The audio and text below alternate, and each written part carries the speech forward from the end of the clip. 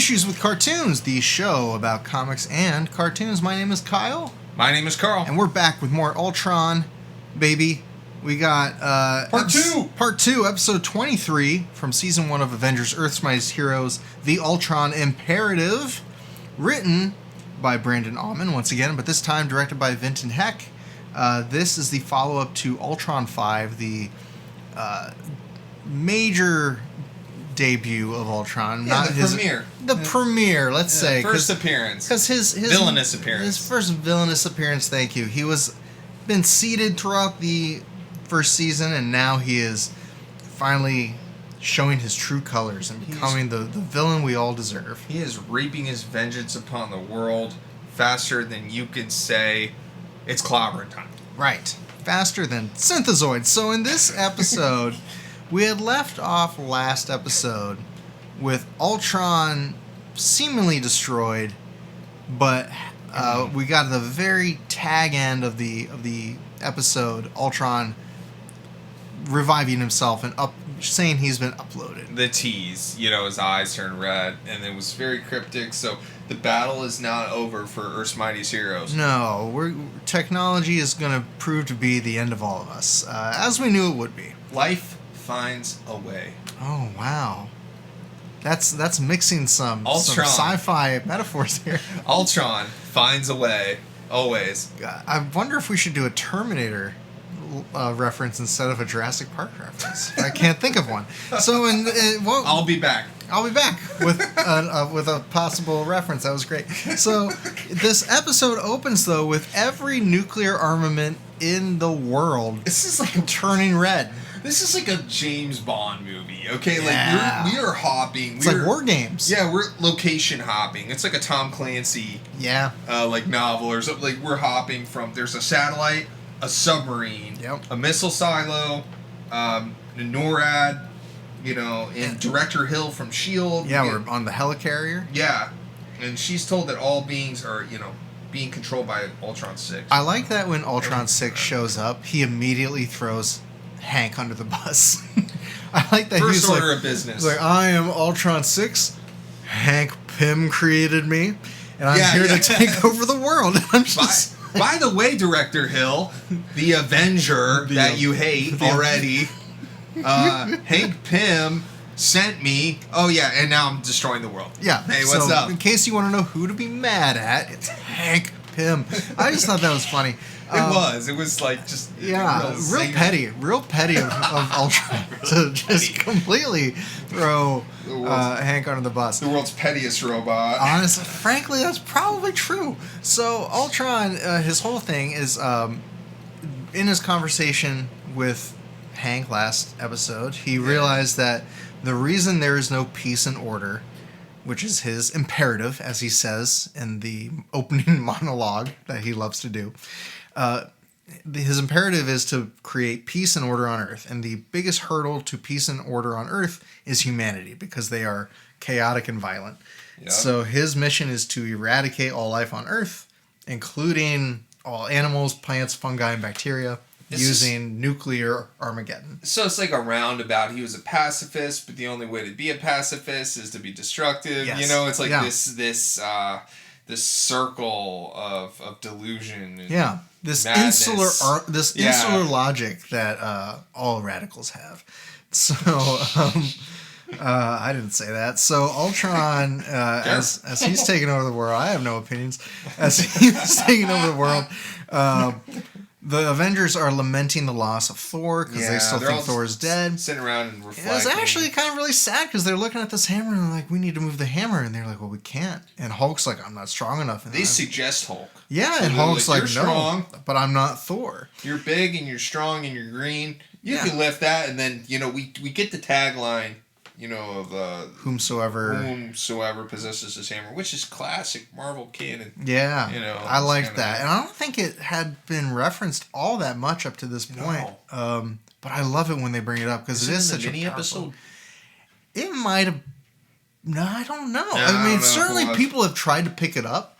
I don't know if we've seen those words necessarily, though. Mate, you're right.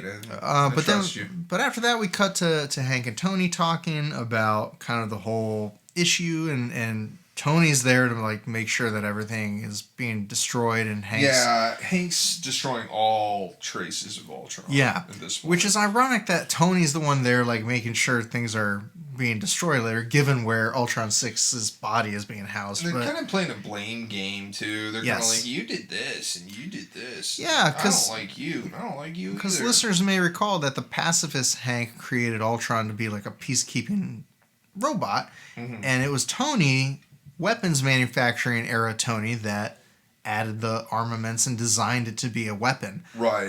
And so really they both kind of shoulder different levels of responsibility.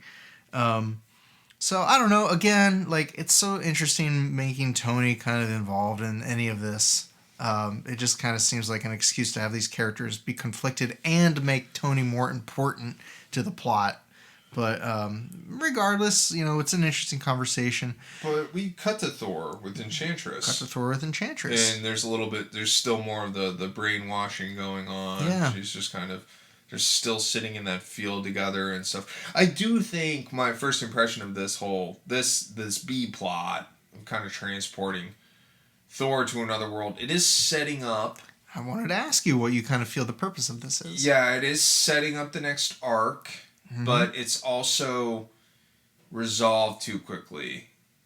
And there's also some moments in this episode or the episode before where it's like we're fighting Ultron, but we're cutting to characters doing things outside of the fight. Yeah. And characters are still just fighting Ultron, and I felt like the pacing of that was a little weird. I'm glad you bring this up, because I think it's strange that we're doing all of this while Nuclear Armageddon is pending. Like, yeah. Yeah. Like, the opener was very, like, urgent. And then we cut to them mourning Thor, talking about Ultron being destroyed, being in the meadow. It's interesting. We're in Act 2. Yeah. I want to see these heroes distressed. Yeah. Like, couldn't we do something where, like, Hank quits the team? And I meant to bring this up, or he goes to outer space to destroy Ultron, or just something more dramatic. I don't know. I was surprised to see Hank in the opening lineup during the intro, because technically he quit. That would have been cool if he wasn't if they had picked him out. And if Thor was gone, too. Right, because as far as they know, he's dead. Now, we know he's not dead, but as far as they're concerned, he's not an Avenger anymore because he's dead. So we're losing a little bit of that, this is kind of the fun we had at the beginning of the show. Of fidelity to the lineup. Could be a budget. I'll forgive it. Could be a budget thing. Could be a time thing. Could be a Disney Plus thing. It could just be they were plugging and playing the intros for the rest of the season. I really don't remember whether that was the case in the original run. Could be. But yeah, so one interesting element that Hank brings up when we cut back to Hank and Tony is Hank talks about how Ultron's brain patterns are based on himself. So anything that Ultron does has some root in Hank's own brain, in his own way he's wired. And so Hank talks about how, like, he based it on a human brain, so a million things could have gone wrong. To, like, one thing though that didn't make sense is they were trying to figure out, like, where things went wrong. But, like, as the audience, we know where it went wrong. Where did it go wrong? Hank talking to Ultron. Yeah. And even before that, though, is when Hank reprogrammed Ultron to learn violence. Yeah. To defeat Kang, you're right. That is the breaking point. It was an explicit moment, and they never mentioned it. And they even mentioned Kang, but they don't mention that moment. And I thought that was interesting, that it wasn't a direct programming thing. It had to have been something else. And maybe it's just an excuse to make a conflict. But. And I would almost blame Tony as much as I would blame Hank. Because, Hank built this robot. Hank built this robot, but Tony was the one that said pull the trigger and make him violent. Tony's the worst. Tony's the worst in the show. He really is. His humor's off, and he's a jerk. Yeah. Big old jerk. So they start realizing when they're looking at the programming that they're not looking at Ultron 5, they're actually looking at Ultron 6, because Ultron has been transferring his he's an updated his OS to other technologies, and they realize that he was most recently transferred 2 hours ago, and that's when they get alerted, very conveniently, something's amiss. And in an awesome sequence, and I want to hear your thoughts on this, Ultron starts opening up all of the Iron Man armors. I love this part. I knew you had to. There's so much good throwbacks here. There's the Hulk Buster. Yeah. There's this costume from the 70s. Yeah, I love that. Retro Iron Man. Like the Gene Colan one, from the original. Yeah. You also get the stealth armor. You get the silver Centurion one with Scarlet and Silver look. Yeah, so Ultron takes over all these Iron Man suits, and we get all these classic. It's a great excuse to throw in all that armor. I was pumped. Yeah, it was cool. Worth noting too, and I meant to bring this up last episode. There's precedent for Ultron taking over Iron Man's armor. It happened in the '90s when Kurt Busiek was writing Iron Man. And there was a whole arc where Iron Man was acting out of character, and it was because Ultron was corrupting the operating system. Taking him over. And we cut to Stark Tower, and we see that buried in all the artillery is an Ultron armor. So again, just calling Tony Stark out a little bit for being so watchdoggy on Hank destroying all of Ultron when he's got one stashed in his own house. He's a control freak, freak. He's almost like Batman. He just wants that prep time. He's the worst. He is. He's like superimposing his will on Hank. He's like, you know what? I don't really trust what you're doing with this Ultron thing.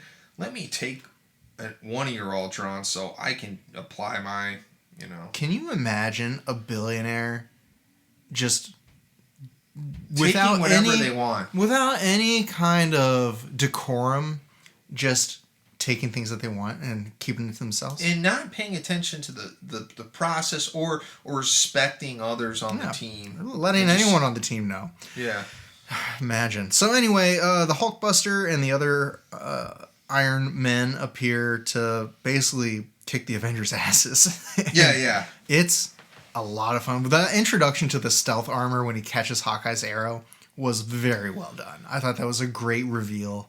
You're right. That's a good note. Yeah, and honestly, the way they all kind of debuted the different armors, it was very effective. I've always loved that silver and red armor. I always thought that was that had a cool look to it. And I was tickled by the classic '70s look, like that, with the sleeveless shirt armor is what I kind of think of it as, like with the of course they have the Hulk fights, the Hulkbuster armor, which was great. Age of Ultron is a movie we've talked about a lot in these last couple episodes, and that heavily featured in that film, so it's cool to see it here. I think I said in a previous episodes that is still one of my favorite fights in the MCU. It was it's like where Robert Downey calls to the satellite and sends the Hulkbuster down from outer space, and it lands, and then that's a great fight. Say what you will about Age of Ultron. I know some of you have opinions out there. What? About it? Not comic book movie fans? Yes, comic book fans have opinions about the canon. No, they're very forgiving. Yeah, but that's that's one of my top 5 fights, and I'm including everything. I'm including Infinity War and Endgame. Yeah. And all that stuff. Winter Soldier. Yeah, I would include Winter Soldier too. It's still one of the best fights. Yeah, it is a very good fight. I remember when that armor first showed up in the trailer. It was a big deal. A lot of people got excited by it. People were so. Yeah. So Ultron is storming S.H.I.E.L.D. because he needs Maria Hill's mind, because Maria Hill has the launch codes. They're not on any database anywhere. They're so sensitive that only the director of S.H.I.E.L.D. knows it. And so he's going to get that information from her one way or another. So we're kind of cutting back between this Iron Man fight and Ultron on the helicarrier. Yeah. Ultron's going to try to nuke the world. I mean, he's out for total destruction. Yeah, and in a lot of ways, this episode, it's called Ultron Imperative, and we're going to talk about the Ultron Imperative comic in the second half. But this does share a lot of the DNA of issues 66 through 68 that we covered last episode, where he's basically just trying to raise hellfire on humanity as Ultron 6 and is indestructible, and there's some overlap. I think that's where Ultron's at his best. Like I think we talked about sympathetic characters last episode. It's like I like Ultron as just a vicious, maniacal robot. And there are comics out there, and in fact I think there's one out right now, West Coast Avengers iteration, where they do have Ultron with more benevolent programming. I think it's Ultron 12 is supposed to be like the good Ultron,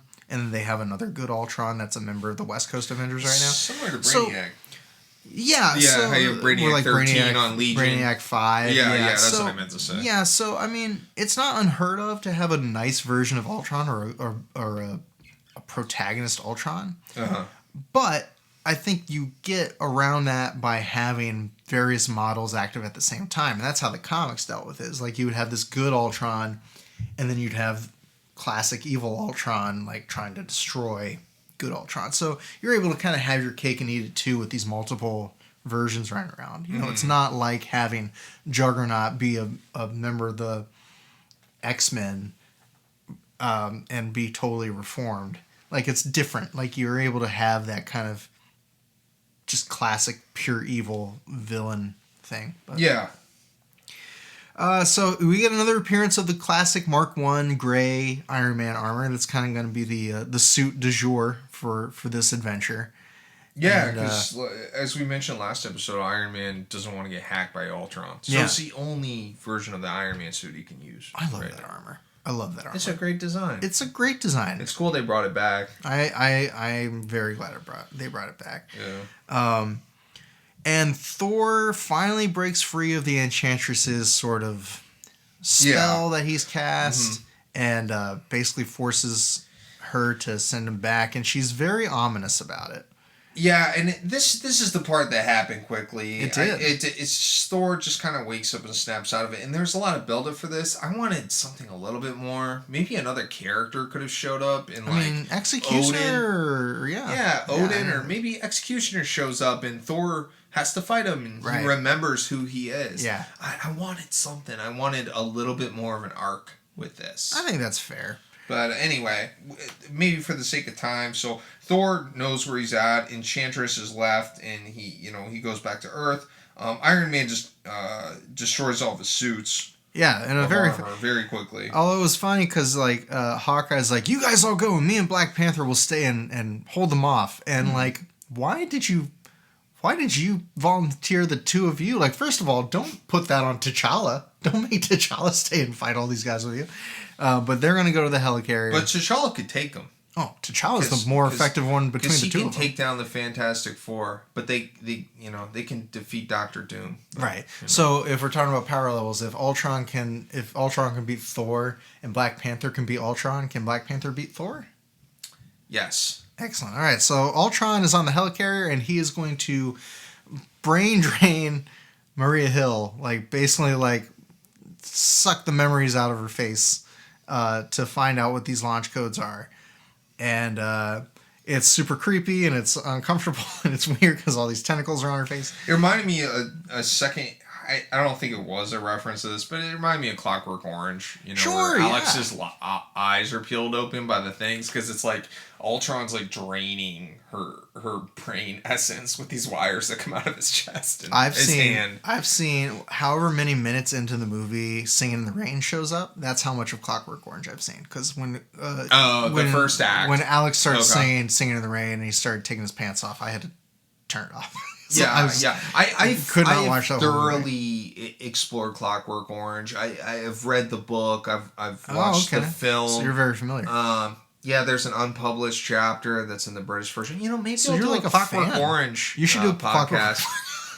Yeah, let's just make this Clockwork Orange podcast. You can stop. I'm getting uncomfortable. You can do that podcast. So when the Avengers show up, Ultron de-gamifies the Hulk. I thought that was cool. That was wild. I have in my notes, Ultron reverts Hulk to Banner. Parentheses, cool moment. Oh yeah, nailed it, Carl. Nailed it. Well, this whole fight is really cool. Visually, this whole fight is very cool because Ultron is basically healing himself on the fly. He's fighting this rinky-dink armored Iron Man. I was thinking too, watching this episode, that Hulk has been Hulk for such a long time, and we hadn't seen Banner. And so when was the last time we saw Banner? I don't even know. Yeah, it's been episodes. Yeah. And so when he did revert, I'm like, that makes sense. Yeah, that makes sense. Hulk can't stay Hulk forever. Well, and what an effective way to get Hulk off the table. Like, yeah. I bet Ultron 5 wishes he had that in his back pocket. Before he got destroyed. Before Hulk ripped his chest open. Poor megalomaniac. Poor megalomaniac Ultron 5. So, so all the missiles are about to launch and destroy the world. Nuclear Armageddon. Yeah, and they're all in the air. Like, they're pending. Like, minus Bruce Willis. No Bruce Willis here to save us. No one to save us from Armageddon. No Aerosmith here. But, wouldn't that be great? Yeah, so again, we're cutting between kind of 3 different scenes now, or 4 different scenes. We're cutting around the world, all the nuclear Armageddon stuff. We're cutting to the helicarrier. We're cutting to we're showing Ant-Man working on something in his lab. And then we cut back to the mansion where Black Panther and Hawkeye are kind of getting beat up. And then Thor appears. And you're kind of like, okay, now things are going to be all right. And that leads us back to the helicarrier, and we get a moment where Thor shows up, and he hits Ultron. And this is the line that they pull from the Busick run. Oh, okay. Thor shows up, and he says, Ultron, we would have words with thee. And you and I are going to read this story next season, but it's one of my favorite moments in Avengers comics. And it's an Ultron-centric. And honestly, I don't feel like the weight of that line is felt here the way it's felt.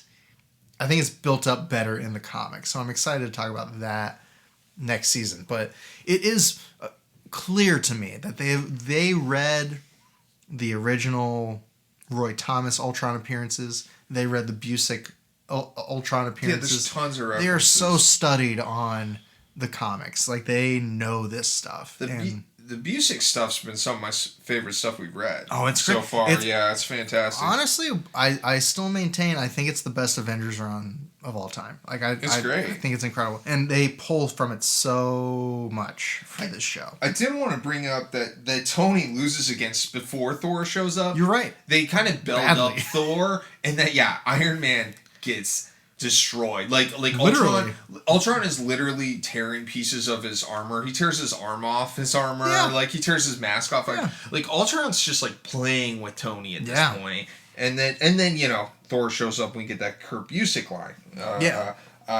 And then we get Thor versus Ultron. And this is the scene where I have my notes where Ultron we see a shot from his side, and it's Kirby dots as his mouth. Yeah. Like, they just animate Kirby dots as his energy signature coming out of his mouth, which I thought was cool. I love that. Yeah, because it's literally energy spilling out. It's not like a screen. It's literally energy. I love when the artists, like, have the eyes, they don't always draw them like this, but, like, I like where the eyes are small, and it almost looks like the mouth is the face. Yeah. And, like, the eyes are just sitting at the top. Like, something about that, like, really pops for me. Sal Buscema did that a little bit in his pages. Of the Avengers stuff we read last episode. It's solid. There's a great line where Ultron gets these kind of War Machine gun turrets out of his shoulders, and Wasp is like, you're not supposed to have guns. And then he says, well, this model was designed by Tony Stark. And everyone kind of looks at Tony like, Tony, you idiot. Like, why would you do that? And Hawkeye says, so what did Hulk contribute? Your bad attitude? Again, just a great Hawkeye line. That was good. That was fun. Hawkeye's got a lot of zingers throughout this, ever since he became a member of the team. Yeah, he's great. Just for the record, I really enjoyed this episode. Oh. And I really enjoyed this one. And in comparison to all previous episodes, these two were some of my favorites. Even the comics we read. I love the comics. I think it's a top 5 episode for me. Like, so far. Same. One of the better arcs. Yes. Yeah. And there's also this moment, did you catch this, when Thor smashes his face in and it heals mid-fall? Like, I didn't catch it. I might have been writing. I have it pulled up here. I'm going to show it to you. But Thor hits him with Mjolnir, and as he's recovering from the hit, his face like kind of pops back into place. That is cool. It self-heals. It's really cool animation. This whole fight scene's animated really well. It really is. And so at the very end...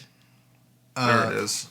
Yeah, there it is. Yeah. Ant-Man goes into Ultron's CPU, and while the Avengers are bashing Ultron around, Hank is working on programming something. Now, this scene I have in my notes, this reminded me of Star Wars so much. When Hank flies inside, it's like the core of Death Star 2 in Return of the Jedi. Yeah. You know, like there's this big core and Hank's flying towards it, and I wonder if that was on purpose, because it does read like that. Sure, and you know, I wouldn't doubt it. I mean, that was such a pivotal science fiction vocabulary series. And it gave us Ewoks, one of my favorite additions to Star Wars canon. Yeah, you putting that on the record? I am. I'm throwing that out. I'm a big Ewok fan. You're an Ewok apologist. That's right. But I want to talk about this because the way Hank defeats Ultron, and basically he uploads a code of logic into his mainframe, into his brain, and it makes him shut down automatically. And the logic that he introduces is that because Ultron is man-made and his brain is based on humanity, he is part of the problem. And I think that is such a more logical and effective and elegant solution than just thinking in your head, thou shalt not kill, like they did in issue 68. Yeah. Like, I feel like it's a clean way to defeat Ultron is by defeating him by poking holes in the insular logic that we were talking about earlier. That's in the way he's presented. He's not just a crazy robot that wants to destroy the world. Yes, he's doing that, but everything this version of Earth's Mightiest Heroes, Ultron, is doing is by logic. He's a computer. He's trying to solve a problem. He's following the rules they set for him. Yeah, he's parameters. Completely analytical, whereas, like I said, comic book Ultron's a little crazy. Yeah. He's a little bit crazy. Yeah, he's a lot more like MCU Ultron. Yeah, he is. Yeah, he's more like James Spader. So, which do you prefer? Beautiful monologues. Which do you prefer? Do you prefer the megalomaniacal, or do you prefer the cold logical? I think they're both really valid takes, and even in the film with James Spader, like, his intelligence comes across, because, you know, we're so used to him giving those monologues in The Blacklist, and you know, and, or The Office. Yeah, and you know, there's one of my favorite sci-fi films, Stargate. He's in that. Boston Legal. I think both valid takes. Okay. So not a preference necessarily. They're different. I look at this as like, this is like an Ultimate Universe. Yeah. This is an Elseworlds. Yeah. You know, like, I don't think one is inherently better than the other. Yeah. I'll leave it at that. Great. What do you think? Honestly, I think if you had asked me before watching this, again, because I've seen this before, but it's been a few years. I think I probably would have said comic book version before. Okay. But I also really just like the cold, calculating, like, no hard feelings. It's just me. It's just what makes sense. And he even says, like, I do this with no malice. Like, it's the only solution that makes sense logically. Gotta eradicate the humans. Zero virus. I like that because it's so hard to fight that cold logic. Like, especially if you're a pacifist like Hank. Like, it's acknowledging that Hank's pacifism comes from his humanity, it comes from his heart, not his brain. Yeah. This brain interpreted logically, this robot brain based on Hank, interpreted logically the only solution is destruction. And Hank's brain in his human body says probably the same thing, but it's his heart and it's his humanity that makes him think pacifism is the solution, despite what he might think logically. And I like that contest. I like that conflict. That said, the megalomaniacal monologues are way better. Yeah. Anything you want to say about this episode? There's a coda at the end where Thor's just like, yeah, Enchantress told me I would, that sending me back here would be a fate worse than death. And it seemed kind of ominous and like something's coming. Something worse from Midgard. Yeah, so something's coming. We'll find out next episode what that is. I liked it was kind of just a reserved talk between Tony and Thor. Yeah. And, like, their superhero personas weren't really weren't really in the foreground. It was just like two teammates having a conversation. Yeah. Which I did enjoy that about it. It isn't one of the weaker teases, especially compared to the last few episodes. The last couple have been very strong teases. The last couple, I mean, like we had Bucky resurrected and a tease of Ultron returning. Yeah. All I really want to say is that these are some of my favorite episodes so far. I really like these episodes. They're really strong. I'm excited to see what happens next. Does this show keep ramping up? Like, does this quality continue? Does it? Or you know, is it going to deliver on more classic Marvel stuff? I don't know. We'll see. We'll see next episode. But before we get to next episode, Carl. Yes. We got to talk about some Ultron comics. Absolutely. So we'll be back after the break with comic book lore. Comic book lore.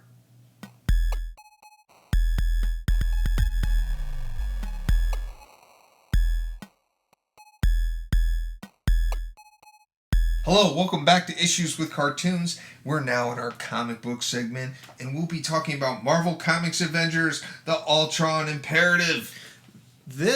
So first of all, is the title of the episode and the title of this one shot that they pulled the title from. This was a release, Carl, concurrently with the Kang Dynasty, which we had covered previously. This ties in. It does tie in. Yeah. Listeners may, and we actually wondered about this while we were reading Kang Dynasty, because there's a potential future that Kang talks about where robots kind of take over the world, and a lot of the robots look like Avengers, and we're like, what's going on? And it came from this, and it's super. Yeah. It ties in, but it also was a great kind of one-off Ultron/Avengers adventure. Yeah, and that's one of the things I like about this. Like, I could hand this to anybody, like somebody that's never read Avengers, and they could just read it as a fun one-off. It's just a fun one-off of the Avengers fighting Ultron. And it's like 70-something pages, rotating artists. And you get everything you need. All your information you need is in here. Right. It's very self-contained, even though it ties into the greater story they've been telling. And like you said, rotating artists, rotating plotters and scripters also. So Kurt Busiek kind of oversaw the whole project, and he scripts a few pages, but you get Roy Thomas, Roger Stern, and Steve Englehart, 3 major Avengers writers from, like, going all the way back to the Silver Age. The amount of talent in this book is crazy. Like, read the artists. Yeah, do you want me to read the artists for the listeners? All right, so we have John Paul Leon on pages 1 through 8. Incredible. Yeah, awesome art. One of my favorite X-Men artists of all time, period. Paul Smith is on page 9 to 22. I was so stoked when I saw that. You have Paul Grummett and Carl Kessel. Tom Grummett and Carl Kessel are enormous creators from the 90s. Like, we're all over, like, those the Reign of Superman books. I was about to say Carl Kessel's on all the Superman co-created Superboy. Like, incredible talent, incredible team. Keep going. Now, I might mispronounce this. John McCrea? John McCrea, I think. John McCrea. And James Hodgkins. John McCrea, I think, did Hitman. Okay. Keep going. All right, we got Jim Starlin, Al Milgrom. Jim Starlin made Thanos. You know, I mean, the death of Captain Marvel, the Death in the Family story with Jason Todd. He was the writer on that. Yeah, he's prolific. Incredible. Prolific career. Pat Olive. Pat Olive and John Livesey. Yep, on 36 and 47. And then we got George Lucas and Mike Royer on 48 and 61. And then we talked about him a lot. Last but not least, during Daredevil Certainly week, not least, Klaus Janson. Yeah, Klaus Janson's on this. Amazing. And worth noting, Mike Royer was the inker on all of the New God stuff. Like, incredibly accomplished inker.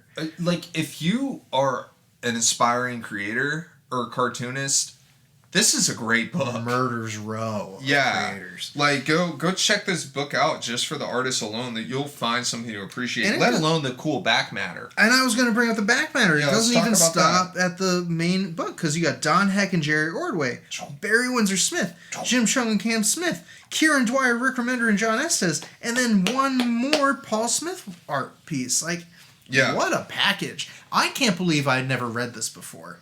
Yeah, It totally skipped by my radar. I mean, it was 2001, I think. I would have been 12 at the time. Yeah, yeah. So I wasn't as plugged in as I would be later.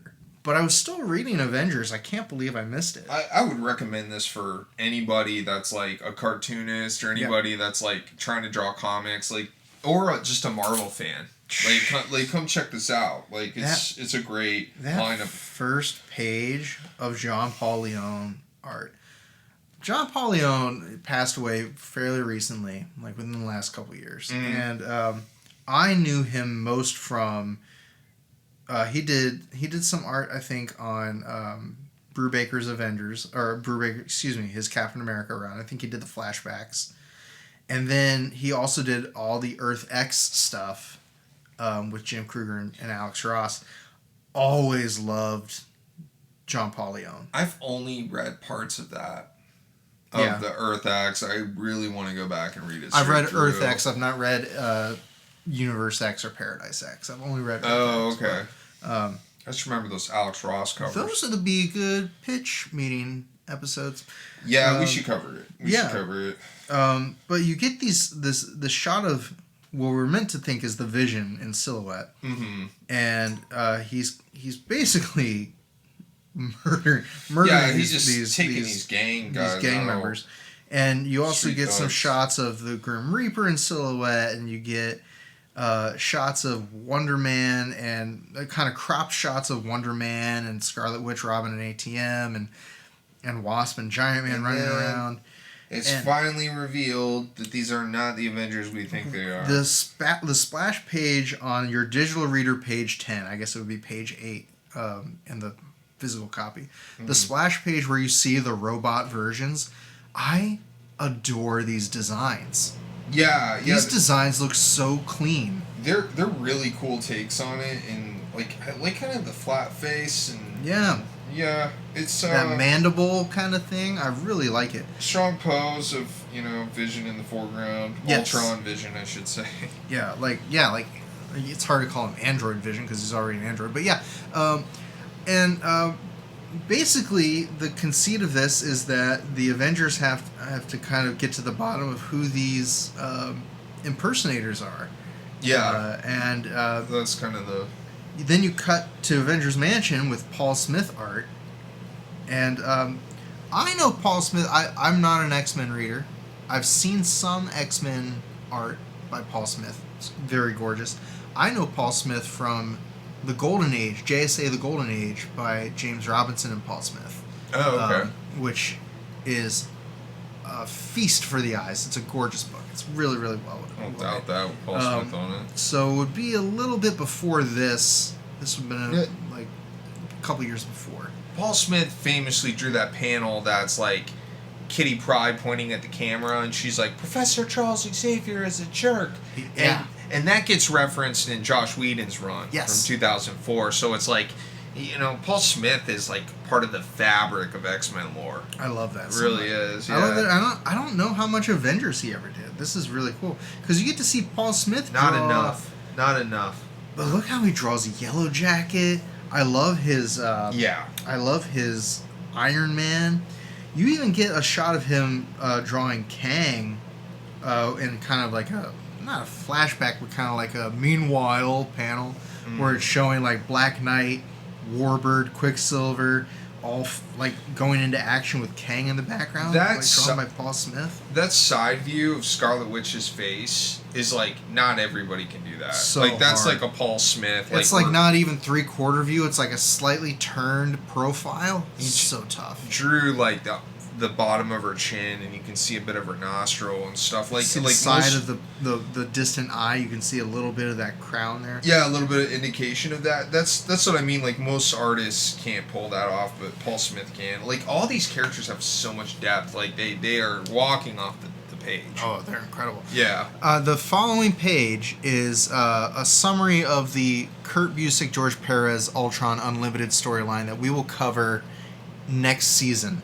I'm excited to read it. So, as a brief summary, I don't want to give too much away because Carl has never read it, but as a brief summary, at one point, Ultron captures all of his quote-unquote family members, all the ones who are related to him in some fashion. Hank and Janet. His creator and his creator's ex-wife, Janet. So Hank and Janet, the Vision, his son, the Vision's brother, quote-unquote, Simon Williams Wonder Man. Simon Williams' his real brother, the Grim Reaper. And then Vision's ex-wife, Wanda the Scarlet Witch. So he has all those robots we saw on that John Paul Leon splash page were at one point prisoners of Ultron. So the conceit of this is he downloaded all their brain schematics while they were prisoner, and then to make this they were turned into robot or used to create these robots. So that's kind of the premise, is that the dangling plot thread from that Ultron Unlimited storyline is being resolved in this graphic novella. I like the continuity of that. It's really cool. Tie it all together and stuff. Yeah. It really kind of makes it a very tight-knit plot from beginning to end, because you'll recall the issues we read for Kang Dynasty were like issues like 46 through 54 or something. It's over a year. Like it's over a year long. But we're in like the 40s, like the 40 numberings. And the Ultron Unlimited storyline was back in like issue 19. So he's pulling from his whole run. Yeah. So they're trying to track... tapestry. Yes. It's a tapestry. Yeah. And it rhymes, as George Lucas would say. The tapestry rhymes? No. George Lucas has this quote where he's like, Star Wars is like poetry. It rhymes. That was a really good George Lucas impression. Thank you. I can tell you've listened to a lot of George Lucas commentary. And now the X-Wings are going to S-foil, and then they land, and then they attack the Imperials. And the reason the Imperials are white is because of the color contrast, okay? So we have the color contrast of the evil anarchy is white, and the rebellious rebels are red. Carl, the way you hit the color words was fabulous. George, can you tell me why Han Solo had to step on Jabba's tail? You see, in the special editions, we really tried to go back and modify Episode 4. And, okay, this is not a Star Wars podcast. I might start one. You should, yeah, right after you do your Clockwork Orange one. Now the audience has like a great palette of some of the pop culture I digested when I was younger. So, for people who listen to Daredevil Week, did you watch A Clockwork Orange when you were 7? How old were you when you saw Clockwork? No. I read that stuff like my freshman year of college. Oh, okay. Like I remember vividly That's an appropriate age. Let me tell this story. So like I used to go to like the library in college pretty often, and I remember at the time they had like the V for Vendetta movie had come out. Sure. And they had a big display of like all the V for Vendetta graphic novels. Like they had a ton of them in the library. They had like 10 or 15 copies. Oh, and they had like a big display with like the Guy Fawkes masks and stuff. And I just remember that. Yeah. I want to throw that in here. Yeah, sure. So you then took that and you veered into Clockwork Orange territory based off of like the iconography of V for Vendetta, or I'm a really big sci-fi fan, so it was like I already was like getting into Isaac Asimov, and I was like I grew up reading Dune and Frank Herbert, and so at that point I think I just wanted Anthem. Yeah. You know, too. I just wanted a different... I've read Anthem. Yeah, I just wanted... Read that in high school. Yeah, I had to read it in high school, too. But I think at that point, I just wanted a different flavor of sci-fi, and so I veered into Clockwork Orange. I also started watching Kubrick around the same time, so there you go. Yeah. Origin. You and I were probably watching Kubrick around the same time, because that's when I started watching Kubrick. Anyway, let's go back to this. So they Avengers Assemble. So they are basically trying to track down where these robots could be. And there's actually a reference to the Klein Tower, which is the building where Ultron first appeared. Which I imagine we will cover in Vision's introductory episode in the second season. So all this is tying in together with the history of Ultron, and interestingly also related to the episodes we've been watching. Iron Man has had trouble with his armor, I think, connected to the whole Ultron taking over his armor thing. And so he has to take out his old armor, his classic 70s. Again, my Gene Colan is my shorthand for it. Armor. So you get to see classic Iron Man in this, which is really cool because you get Yellow Jacket, you get Wasp, Scarlet Witch, Captain America, the Vision, Wonder Man. Like, this feels like the classic 70s Avengers. It's really exciting. It does. It feels, this whole book, that's a good point. This book feels classic. That's like when I brought up earlier, I would hand this to somebody that hasn't read Avengers because it just, there isn't anything crazy going on here. Like, there isn't like a crazy change up. There isn't anything like Clint Barton is Goliath. It's so recognizable. Yeah. It's so you don't have to explain anything. It's all there for you to enjoy. It's the versions we want to see. When we want to see Scarlet Witch, we want to see Iron Man. This is the least bad Wonder Man costume he has, which I think is worth saying. So brutal. Listen, show me a good Wonder Man costume and I'll apologize. That's fair. So Vision fights Fake Vision and Grim Reaper's fighting all the other Avengers. But real Grim Reaper does show up. He reveals he's been kind of following them because he's got a bone to pick with Ultron too because he took Grim Reaper's brain. So we get a reappearance of Eric Williams here, who we've covered on the show before. This is his better costume, but still not as good as the cartoon costume. I will argue. Yeah, we had a big discussion about that.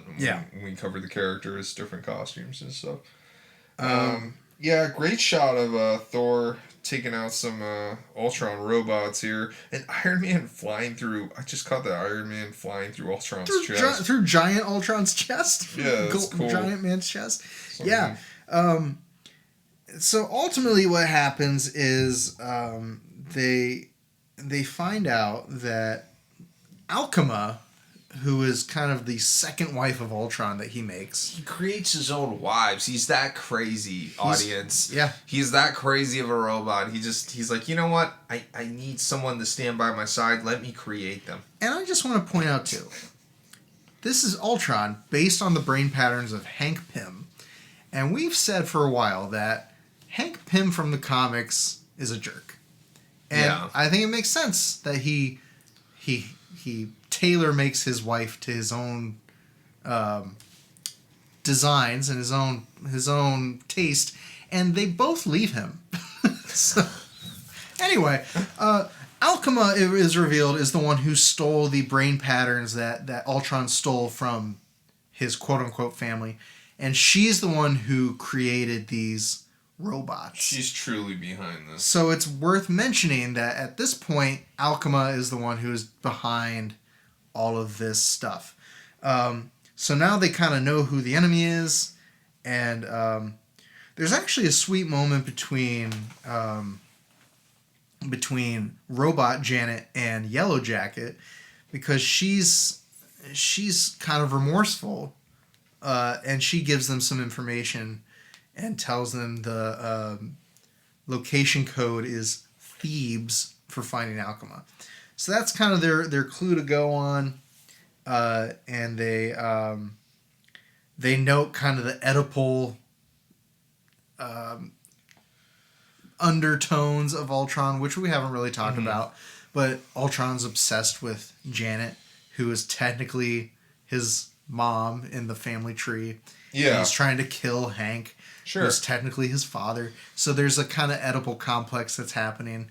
If you're familiar with the myth of Oedipus, the short version is he kills his father and marries his mother. So they're trying to suss out like how Thebes might fit into the whole complex that Ultron has. But ultimately they realize that the Thebes that they're looking for is in, is it Egypt? Yeah, it's in Egypt.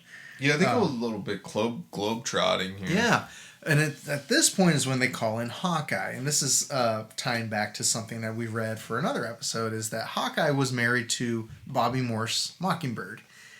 And interestingly, I know where you're going. The brain pattern they use for Alchema was from Mockingbird. It's based off of Mockingbird. Yeah. So again, that just makes me think: did Hank Pym have like a thing for Mockingbird? That's kind of strange to think about. Because if Ultron's taking Mockingbird's brain and then making that his wife, is that like does Hank have like I don't know? I overthink all this. And that becomes a plot thread in this graphic novel is that Hawkeye is reluctant to kill Alchemy. Alchema, because like that's his last tie. Yeah. To Mockingbird. Yeah, it's really it's got a lot of kind of pathos weight to it. Yeah. So from here is where we switch to Tom Grummett and Carl Kessel. I like they do it in the chapter breaks. It makes it flow so much more. Like they don't just have it where it just cuts to a random artist. Like they have these chapters throughout the graphic novel, and then it switches over, so it's way less jarring. Yeah, that's the way to do it. Worth noting that this batch of pages is the only one scripted by Kurt Busiek. So the part where Hawkeye shows up, and Busiek nails Hawkeye's voice. Like he's one of my favorite Hawkeye writers. He's just very good at writing Clint, because he wrote him in the Avengers and he wrote him in Thunderbolts. He's got a soft spot for Hawkeye. Yeah. And you know, Tom Grummett and Carl Kessel aren't around for long, because then we pretty much immediately switch to John McCrae and James Hodgkins for when they're actually in I'm glad Egypt. They showed up though. Oh yeah, they were great. I'm glad they popped. I love how different they look. Even though it is look. talking heads. I love how different they. Yeah, for sure. And it's a nice contrast with what we get with John McCrae later, because I feel like the John McCrae work is so. I don't know. It's like it feels like an indie artist. Like I love kind of the body shapes and stuff. It feels like a Dark Horse comic. Yeah. It doesn't feel like a Marvel comic book. It feels so different. I really like it. There's a lot of exaggerated features going on, like Hawkeye's quiver is much larger. His shoulders are less broad. It's more of like they're all lanky.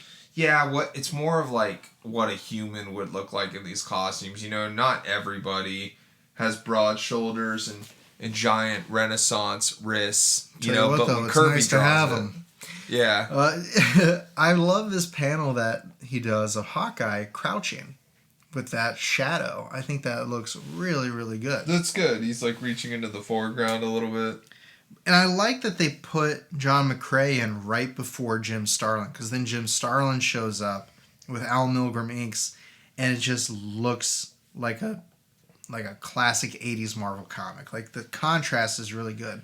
So what's happening now is they've gone into these caverns and they've found a cluster, like an army of robots based on these brain patterns, but they're kind of mixed matched now. So you get like a Grim Reaper head on a wasp body with Wonder Man legs or whatever. They're losing the plot a little bit. The Ultron robots are mixing and matching personalities. Bit of a mess. Yeah, I think it's cool. I like all the little Wonder Mans running around, because it's like Wonder Man is based off of Vision, and then Ultron creates Vision. So, like, of course there would be a few Wonder Man Ultrons running around. Yeah. That makes sense. Right. Yeah, like, it's all connected. And again, that's why he pulled them all and made them captive in that storyline, and why he stole their brain patterns, because he was trying to immortalize his family into a family of Ultrons like he has here. It's fun to imagine those connections, though, which you can do with the story. That family tree you keep referencing.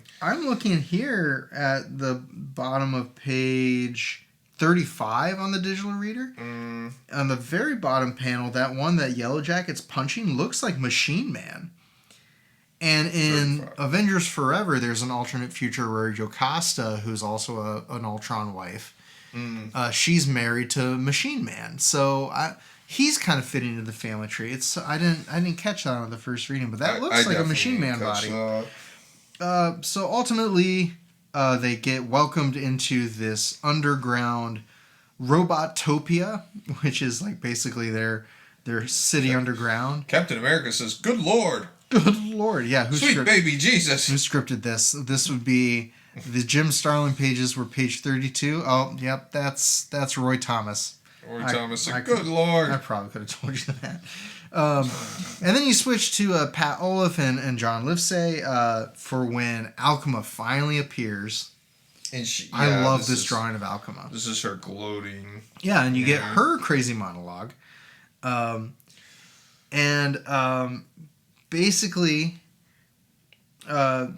she's kind of just ready to kill all the humans. Yeah. And so she's got the Avengers trapped. And Hawkeye has been knocked out, and Grim Reaper shows up to wake him up. I like page 40. She's got like this zipatone down her face. Yeah, I think that's like the best drawing of her in the whole thing. That looks great. I really like that. Very stylized. They didn't use a whole lot of that in this. I kind of wish they had done more. They don't in general in this era of comics, like this 2000s comics. They really don't. And like it's like too comic booky, you think? Or are they trying to move away from that? This era gets ripped on a lot for like the digital coloring. Yeah. The applications of and having too many highlights and not enough light sources. You know, like every bicep had to have that glow and that color ring around it. You know what I mean? This book is well done. Like, there's nothing in the coloring in this book that bothers me. Hi-Fi Design did this too, so it's not like they weren't. Like, I'm sure there are some Hi-Fi Design colored comics that are guilty of that, but this one's fairly flat and restrained. My point being, I digress, but my point being is that, like, comics in general, I feel like moved away from the zipatone and the halftone a little bit. Yeah. But ironically, we're moving back there as anime manga becomes more popular. By necessity. So I can't wait to talk about all that. So Grim Reaper is trying to convince Hawkeye to kill Alchema, but he's having a hard time. Because like you say, Alchema is the last remnants of Mockingbird. So it's kind of a moral quandary for Hawkeye, who doesn't believe in killing anyway. I like the stakes, though, here with all this. Yeah, are you talking about where Hawkeye's like kind of standing? Oh yeah, he's 45. He's 45. He's basically just saying like, "Oh man, Avengers don't kill," and like, "I'm not gonna kill," and last trace of it's my wife anyway. Yeah, my wife's gone. I want to read the story where Mockingbird passes away because I don't have that. The West Coast Avengers 100. It was right before West Coast Avengers got discontinued. Oh wow! And then turned into Force Works. We often have the conversation about how like. In 616, we wish like they kept more of the girlfriends alive because it's like everyone dies. It's disgusting. Like, it's like Betty Ross dies, Mockingbird dies. Quick, Carl, name a female love interest in a Marvel comic from any time before 1980 that are still alive. No, I just name any random one. I'll tell you if they've died at some point. Mary Jane. Yes. Yeah, right. John Byrne killed her. Yeah. They killed her right around chapter 1 in that reboot. Yeah. In the 2000s, they had her die in a plane crash. I remember that. Yeah. Let's do. What about the Wasp? What about Janet? She died in Onslaught. But Hank died too. So. Janet. Well, no, she died and then came back as a mutant. I was about to bring that up. Yeah. We cover that issue. Yeah. We cover that issue. That's a Spider-Man action figure. We found that out. Yeah, what is it? Avengers 346, was it? 394.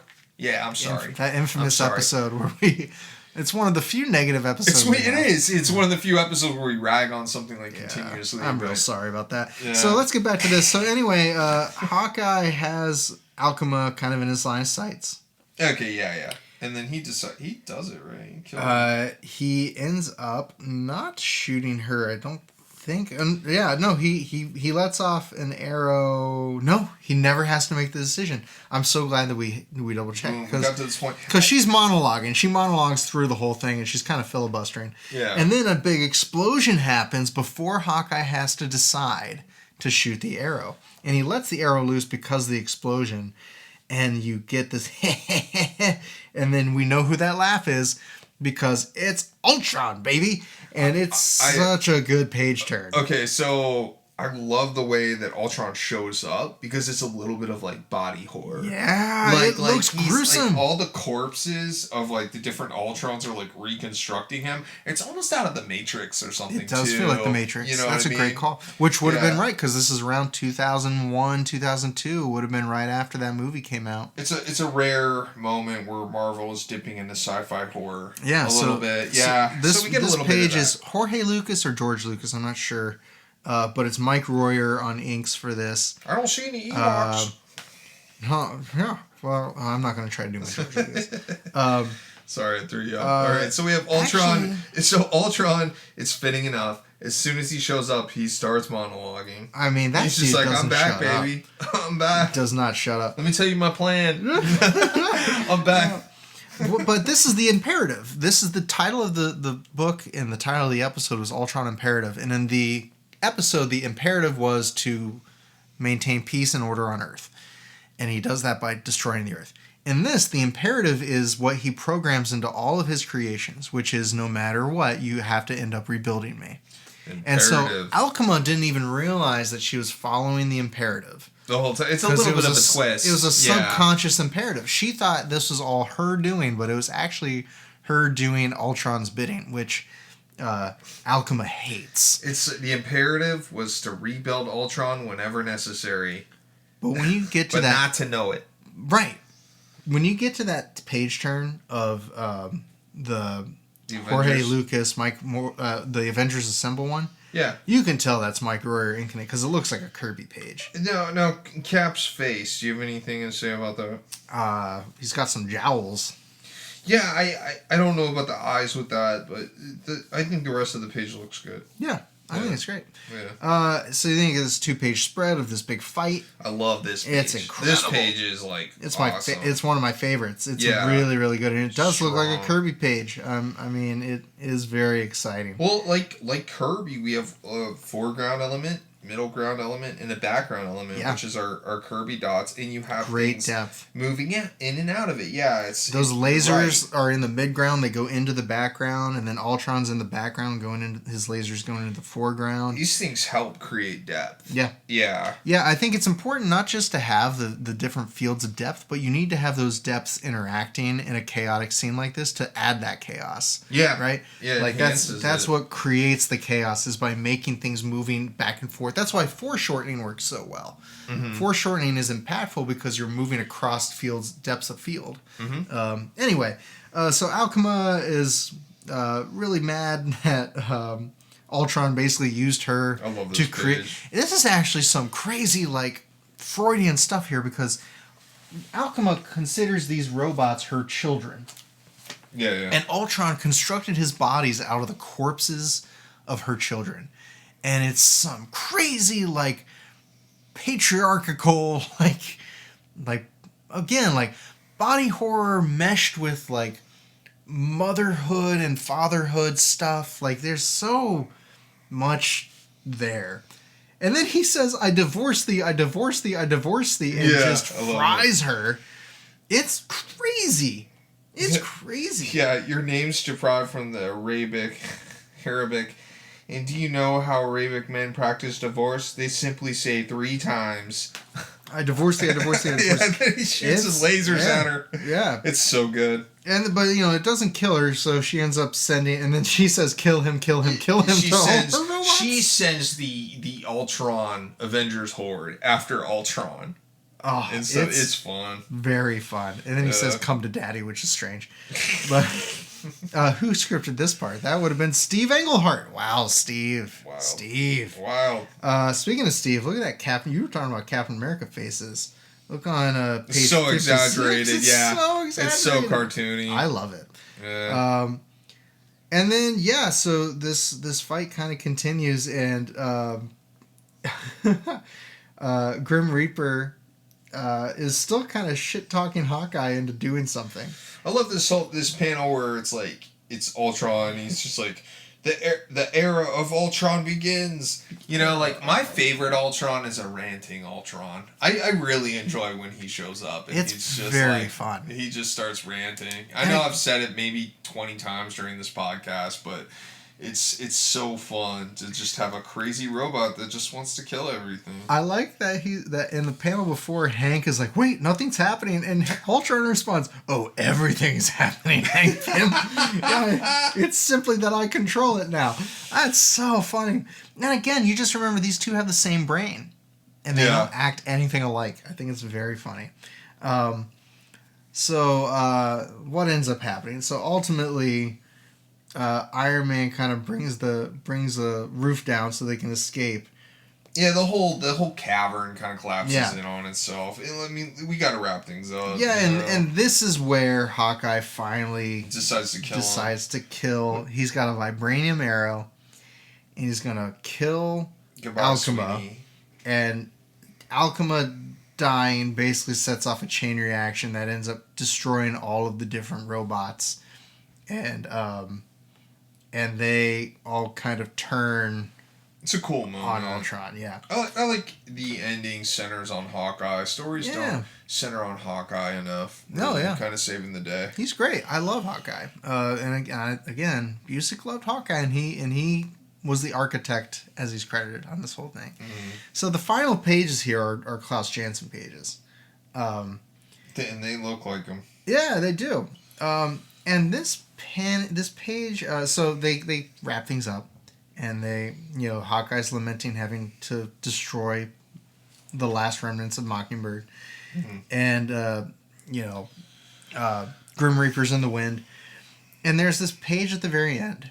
And I didn't look it up before this, but this is referencing a very famous Ultron issue. This is the Roy Thomas scene. Yeah. Again. Yeah, so Roy Thomas is calling, and he scripted this. So it's calling back to his... an issue he wrote where a boy finds a Ultron head and plays with it like a toy and wanders off with it. The implication being, of course, that Ultron's still out there. He's just being used as a toy now. And that page is referenced in that Les Daniels Marvel Encyclopedia. And it's brought up because it's like Roy Thomas kind of like broke out of his shell and started experimenting with poetry in comics. Yeah. And I think it is a really powerful and interesting page. Yeah, because of that. It adds a new level of depth to a Marvel comic. You know what I mean? And yeah, I love this scene references it, and I love how Ultron like is just yelling at this kid that's just playing with him and like throwing his head around everywhere. It's a lot of fun. Yeah, it's the Ozymandias poem that he uses, which is one of my as an English major. The Ozymandias poem is one of my favorite poems in literature. It's by Percy Shelley, who's the husband of Mary Shelley, who wrote Frankenstein, and it's basically about how the whole poem is. And now this isn't about Ultron Imperative, but it's all about how the great statues and great monuments to great men and conquerors all end up decaying in time. Over time. So even the greatest, those so-called greatest who think they are immortalized by their conquests, even they are subject to the marching clock of time. They can't leave their mark on everything. Right. Yeah. There's a lot of symbolism with that and metaphor. Yeah, so, it's a very famously used in Breaking Bad. It's a popular poem. I have the page up. I'm looking for the issue number, and I can't find it. I apologize, but... it's part of that Vision. It ties in with Vision. Oh, okay. Is it? So we're going to cover it. We will cover it. Great. We will cover it. Oh, so it would have been like 58. It would have been like one of the last... Yes. Yeah, okay. So great. Yeah. So that's coming. We'll talk about it more 2. there. Yeah. So again, but like I mentioned before when we were talking about the Klein Tower and we were talking about like all the different ways that this graphic novel ties in so much Ultron lore into one tidy little package, and it again ties one more bow on the Kurt Busiek run. It's solid. I like this little exchange at the end with the boy that's kind of like his son, I guess. Yeah. It's kind of like a digital version of his son. He's like, but with other robos gone, I'd be lonely. Need someone to talk to. So I'll bring you along. And then Ultron says, Curse your unfinished, ununiform state, and curse me for being dependent on a child for mobility and for everything. Or is this just some final program of Alchema's designed to torment me? You mean the mother? I'm not the mother, but I'll need a name. So you can call me Antigone. And again, Antigone is the daughter of Oedipus and Jocasta. So Oedipus was the Oedipal complex, the man who killed his father and married his mother. Jocasta is the name of the first wife that Ultron built. It's a reference to the Oedipal complex. And their daughter was Antigone, which is another Sophoclean play. And Antigone has some tragedies that happen to her. So again, this is just calling back to that Oedipal Greek theater myth. Reference in the Greek myth, and possibly foreshadowing more tragedy in the future. It's a great way to tie this book up. It goes back to Ultron's origins, playing into some some fables and some legends. Anything else you want to say, Kyle, about Ultron Imperative? Just the back matter is great. The Don Heck, Jerry Ordway. We haven't even talked about it yet. Yeah. Page is amazing. This unused Barry Windsor Smith cover is fun. It's awesome. I had shown Carl these Legends one-shots that Marvel put out after Onslaught, where they were basically source books that went over the histories of different characters. There's one on Fantastic Four, Iron Man, Thor, and Captain America. I bring those up because in here is an unused cover for a canceled Avengers Legend book, and I'm so pissed that Marvel canceled it because I loved those books, and an Avengers one I would have eaten with a spoon. It would have been amazing, and it's by Jim Chung, who was the artist on Iron Man at the time, and it looks great. I mean, it's the digital coloring's rough, but it looks like the figure work is really cool. And then you get they call it like a tease of things to come. It's a 2-page spread of Kieran Dwyer, Rick Remender drawing basically a battle from Kang Dynasty. You even see the triune understanding pyramid ship back there. And then you get this amazing Paul Smith cover by with classic Avengers. I really enjoyed that. With the classic lineup, the founding lineup fighting the Hulk. I can't believe it. It looks really, really good. That's what I mean. Like this story is cool, and the back matter is cool. There's even an Avengers file page that gives you all the issue numbers you need to read that they reference in the story. Bluesky did that with Avengers Forever, which we talked about. I mean, he loves annotations, and I love that he includes them in this book. It's so cool. Look at the annotations again for me. I bet it shows. Yeah, I bet it tells you what the issue it references with the head. Oh no, it doesn't. It just tells you plot points. This is like a glossary almost. Yeah. Like if you want to find out, where Avengers battled Ultron 6 for the first time is 66, which is what we read last episode. Yeah, 66 and 68. Alchemo retrieved the Avengers' brain patterns from the ruins of Ultron's lair in Avengers Volume 322, which is the story we talked about. Right. So it's a great book. Kyle, anything else you want to say on it? No, not specifically that book. I am interested, just from your perspective, because when we were talking about covering Ultron, and we talked about the origin of Ultron, and you were underwhelmed by it, and you wanted to talk about something that was more representative of kind of how formidable he was. Yeah. And you talked about that because you really enjoyed Age of Ultron as a film. Yeah, and I want to know, now that we've covered Ultron in comics and in the show, kind of what your thoughts are about the different versions of Ultron, and kind of how are you liking Ultron, I guess, is the... Yeah, I've always thought the character's fun. I always like he's a crazy robot. I like having all this new context, though, and having a deeper understanding. You asked me what my favorite versions are and what I think of the different versions. I think Earth's Mightiest Heroes kind of did its own thing, and Ultron's logical, and I think it ties in well with Hank's arc throughout the show in a really strong way, stronger than the comics does. The comics tries to do something deep with it, doesn't quite get there.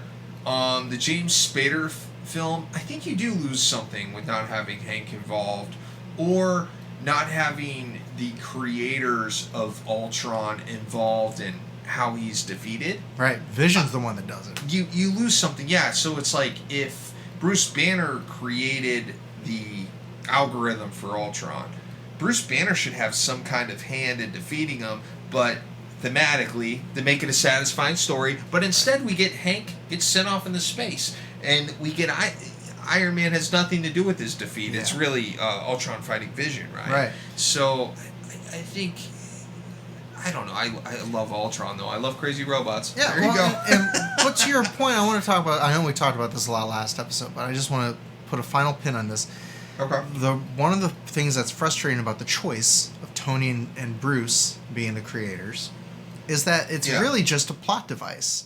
It is. It's something to get it moving. Yeah, I mean, they do a little bit of talk about how, like, Tony's hubris and need to, like, protect the world in a suit of armor is, like, the downfall. That up for like, sure. Like, that's cool. For I sure. like that. That's there. But I also think that they could have done more in, like you say, what the cartoon did. And then to tie it together, and like even thematically, even like the comics makes an effort. And when we read the Ultron Unlimited story, maybe you'll feel like they do a little more to kind of thematically tie it in. But and even in this issue, even in this comic, like Hawkeye's the one who solves the problem in the end because thematically he's the one that needs to solve the problem. And I think that's something missing from some of the films is they don't. It's plot, not story in some of these things. And I feel like in Ultron, Age of Ultron, it's a lot more plot than story. I think having read this, like, with the way the comic writes it, like, sure, the comic's a little flawed in the storytelling, but I think it's more interesting, the themes behind it. And even Earth's Mightiest Heroes is more interesting with the themes behind it, whereas the film is a popcorn movie. You know, it's like we're there to see Quicksilver, we're there to see Scarlet Witch, we're there to see the Avengers in action again. You know, we're fighting Baron Strucker and stuff. You know, there's other stuff going on. I mean, you get more depth from Earth's Mightiest Heroes in the comics than you do the film. I agree. But James Spader, powerful performance. Oh, wouldn't trade that for anything. Yeah, I really enjoyed him. He does show up in What If as well. Oh, I didn't. I haven't finished What If. Oh, see, okay. Sorry. All right. Well, I think there's a rumor he's going to be in Vision Quest too. I would like that. I would like a return of the character. They certainly teased that he downloaded his consciousness somewhere else, so Ultron will return. Sneaky Ultron, always downloading into other people's computers. He might be back. All right, plug your stuff, Carl. I have Shogun Bear. He's a samurai polar bear. And he's in a house of horrors. He's a real cutie. On my website, www.carllucasdraws.bsky.social. You can reach out to me. I do workshops. You can book me. You can get me to draw a commission for you. You could buy some of my comics. You know, I'm out there. Kyle, what do you got? You're a cartoonist as well. Book 'em. I am a cartoonist. I also have a bear. He's a grizzly bear with a mustache who's in a circus as a strongman. His name's Cornelius Armstrong. And you can read his adventures and antics on my website, ko-fi.com/kylewindle. You can also read Mad Science Rejects, which has... I don't think I've had a monologuing scientist yet. That's going to change, definitely. Has to. I have it on my drive. It's just not out there yet. Monologuing scientists with killer robots is definitely a thing that you'll find in Mad Science Rejects. You also get Thunderduck there. You can commission me as well. I don't have any prints up for sale yet. That will change. You can also, for the show, follow us on TikTok, Instagram, and Bluesky. We are on YouTube and Spotify. Please rate, review, follow, subscribe, and get the word out. Make sure you're commenting, sharing. Email us at IssuesWithCartoons.com. We want you to engage with us so that we can start a little community around this show and around these cartoons and comics that we love and love talking about. So we want it to be a discussion. So please write us.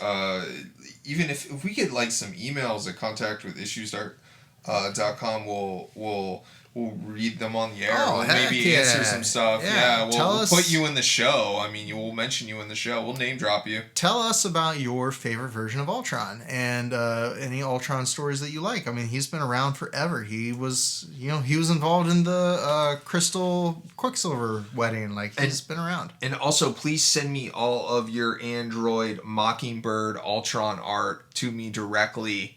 To my email. In costume, remember. Yes. Any digital, robotic, Ultron, Mockingbird mashups you guys want to draw, please send them in. You know, we left that running gag on the floor, and we really shouldn't have. We need to pick that back up, because I really enjoy that. Yeah, more Mockingbird fan art, please. And you know what? Hawkeye and Mockingbird fan art, give that to Carl. Yeah, right. Send me all your Avengers fan art. I want to see all of it. Do you want to give him your private email for that? No, just kidding. Yeah, sure. Anyway, sure, I'll throw it up. More issues to come. Stay tuned. Eminent physicist Dr. Micron McLean has requested permission to address United Nations in 1 hour. It is rumored that he will discuss some new menace to the whole of mankind. It's a trap. Of course. The Avengers are the desperate fishermen. And McLean more than willing bait. Dr. McLean, he who alone knows the formula for the power of adamantium. How much more swiftly humanity would fall before me if only... Yes! I shall enter the trap and destroy the trappers. Can my strength fail to crush all resistance as easily as it smashes this metal panel? With McLean as my captive, I could create an army of mindless robots. On the day mankind shall surely die.